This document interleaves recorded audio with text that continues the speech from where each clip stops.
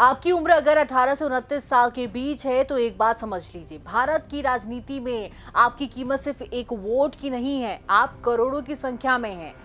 आपके हाथ में वोट है, मोबाइल है, सोशल मीडिया है और सबसे बड़ी बात सवाल पूछने की ताकत भी है। लेकिन यहाँ एक बड़ा सवाल है, जिस पीढ़ी की संख्या करोड़ों में है उसकी आवाज संसद में सिर्फ कुछ चेहरों तक क्यों सीमित रही है।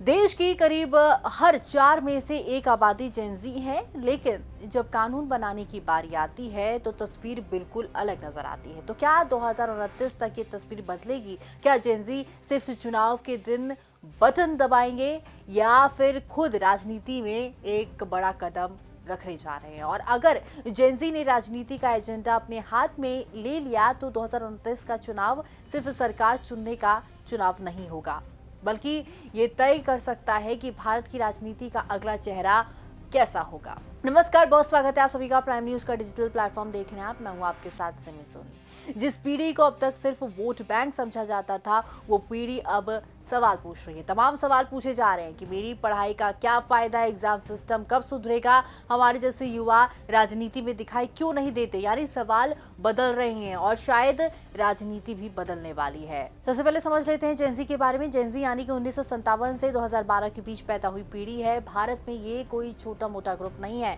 2026 के आखिर तक भारत की करीब 142.6 करोड़ आबादी में लगभग 36.74 करोड़ लोग जेनजी के होंगे, यानी करीब हर 4 भारतीयों में से एक जेनजी।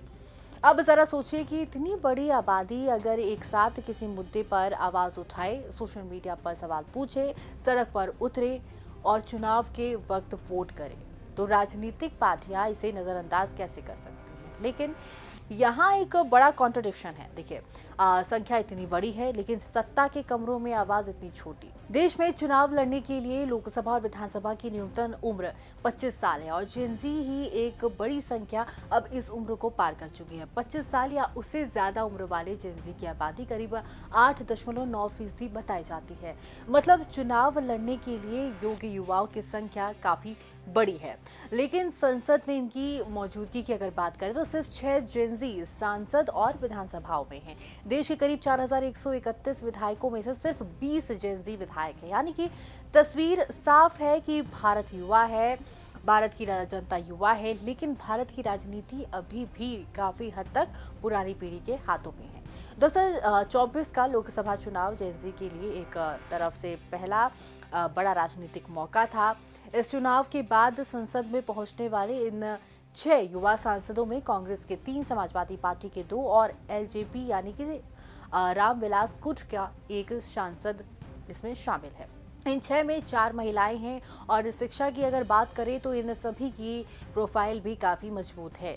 किसी ने विदेश से पढ़ाई की है, किसी ने कानून की पढ़ाई की है और किसी के पास तो एमबीए है, तो किसी के पास पोस्ट ग्रेजुएशन की डिग्री भी है। लेकिन यहाँ भी एक दिलचस्प सवाल है। देखिए, इन 6 में से 5 सांसद राजनीतिक परिवारों से आते हैं। तो सवाल ये है कि क्या राजनीति में आने के लिए युवा होना काफ़ी है या फिर आज भी राजनीति में एंट्री के लिए परिवार, पहचान और मजबूत राजनीतिक नेटवर्क की ज़रूरत पड़ती है। अगर हम पुरानी राजनीति को देखें तो राजनीति का सबसे बड़ा हिस्सा जाति, धर्म, क्षेत्र और स्थानीय नेटवर्क के आसपास घूमता था। पार्टी का संदेश ऊपर से नीचे आता था, नेता बोलते थे, कार्यकर्ता सुनते थे और जनता वोट देती थी। लेकिन जेनजी के आने के बाद से ये सिस्टम थोड़ा सा बदल रहा है। आज नेता कुछ बोलते हैं और कुछ ही मिनट में सोशल मीडिया पर उसका वीडियो वायरल हो जाता है। कोई मीम बन सकता है, कोई फैक्ट चेक कर सकता है, कोई पुराना बयान निकाल कर सामने रख सकता है। और सबसे बड़ी बात देखिए, ये एक युवा के पास अपनी बात कहने के लिए अब जरूरी नहीं है कि उसके पास कोई बड़ा राजनीतिक मंच हो। इसके पास अब इंटरनेट है, सोशल मीडिया है, यानी कि राजनीति का माइक अब सिर्फ नेताओं के हाथ में अब नहीं रहा।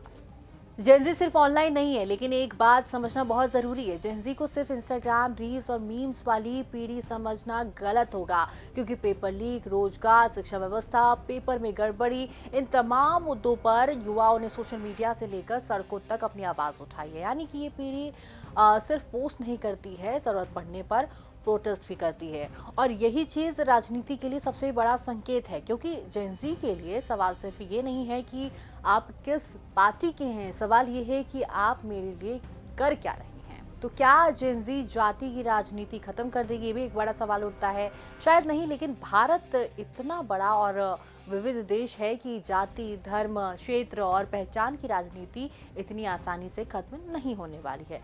लेकिन बदलाव यहाँ से हो सकता है। पहले पहचान के साथ साथ अब रोजगार और डिलीवरी भी बहुत बड़ा मुद्दा बन सकता है। युवा पूछ सकता है नौकरी मिली या नहीं, कॉलेज में पढ़ाई कैसी है, एग्जाम समय पर हुआ या नहीं, सड़क, इंटरनेट, घर जैसी बुनियादी सुविधाएं मिली या नहीं, और सबसे जरूरी देखिए, सरकार ने जो वादा किया था वो पूरा हुआ या फिर नहीं। अब देखिए 2027 का चुनाव आने वाला है, 2029 में भी चुनाव होंगे। 2029 चुनाव खासतौर पर अगर जेनजी के लिए बहुत ज्यादा महत्वपूर्ण है। अब आते हैं सबसे बड़े सवाल पर कि 2029 में क्या कुछ होने वाला है। देखिए, तब तक जेनजी की बड़ी संख्या वोटिंग उम्र में आ चुकी होगी।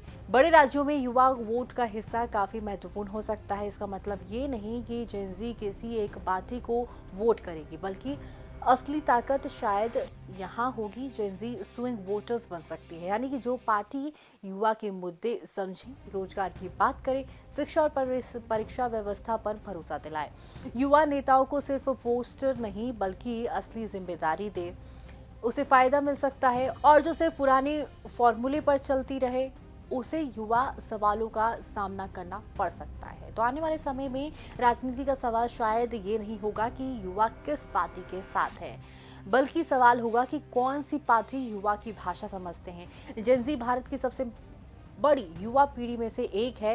ये पीढ़ी राजनीति को पूरी तरह से बदल देगी, ऐसा अभी कहना जल्दबाजी होगी, क्योंकि इसके सामने बेरोजगारी, राजनीतिक निराशा, ग्रामीण शहरी अंतर और वोटिंग में कम भागीदारी जैसी बड़ी चुनौतियां भी हैं। लेकिन एक चीज जरूर बदल रही है, युवा अब सिर्फ राजनीति का हिस्सा बनने की बात नहीं कर रहा, वो राजनीति में अपनी जगह मांग रहा है। और अगर आने वाले वर्षों में मांग, वोट, आंदोलन और नेतृत्व तीनों में बदलती है, तो 2029 का चुनाव सिर्फ एक लोकसभा चुनाव नहीं होगा। ये इस बात का बड़ा टेस्ट होगा कि भारत की राजनीति युवाओं के साथ बदलेगी या युवा राजनीति को बदलने के लिए मजबूर करेगा।